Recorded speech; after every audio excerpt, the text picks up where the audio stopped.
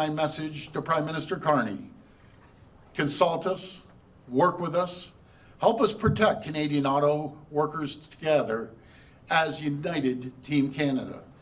That starts with eliminating the federal electric vehicle mandate, which is only making our auto sector less competitive.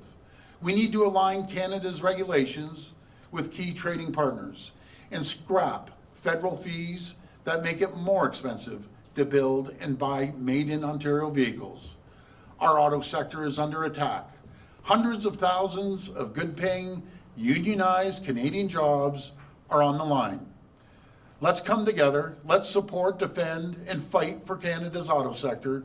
Let's protect Canadian workers. And in a very unstable world right now that we've all seen on television, let's provide Canadians the certainty, the stability, and support they deserve. Where are those 50,000 jobs coming from? It's going to come from one of our assembly plants. It's just being respectful before we do anything. And if it has anything to do with the federal government, we consult, we speak to them. But just all of a sudden to get a 2-hour notice phone call that they're going out to release something, and my friends behind me, the same thing happened to them. They got the last minute call, oh, I'm sorry, the deal is done, and this is what's happening. Unacceptable. Other than your initial conversation, which I think you said was with Dominic LeBlanc was the one who called you, have you or anyone else up here had any communications with the federal government on this to give you feedback on what you're saying? Well, I'll speak for myself. I've talked to Mélanie Joly a few times, as of this morning as well. But as far as I know, none of us have talked to the Prime Minister. Okay. Are you getting it? What did you hear from her?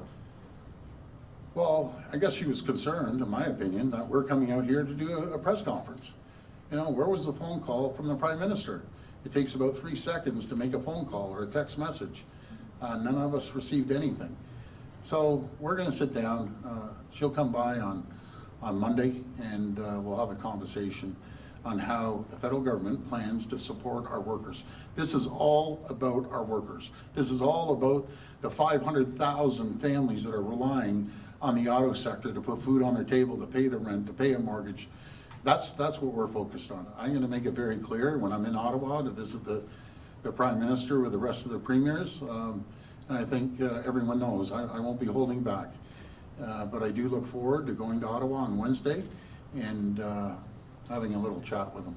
Is it your sense, given that the Carney government already put a pause on the previous Trudeau government's EV mandate for the 20%, going up to 60% in 2030, and then eventually 100% new cars would have to be EVs?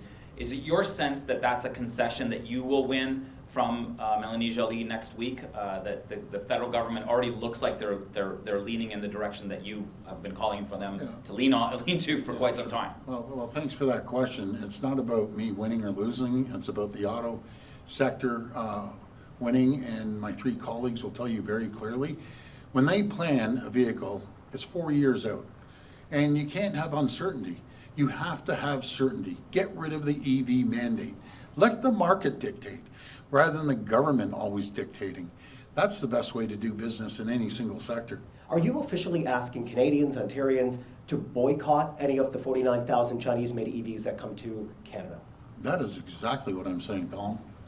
So thank you for that. Say a word. So you're asking them to boycott the Chinese EV vehicles. Support companies that are building vehicles here.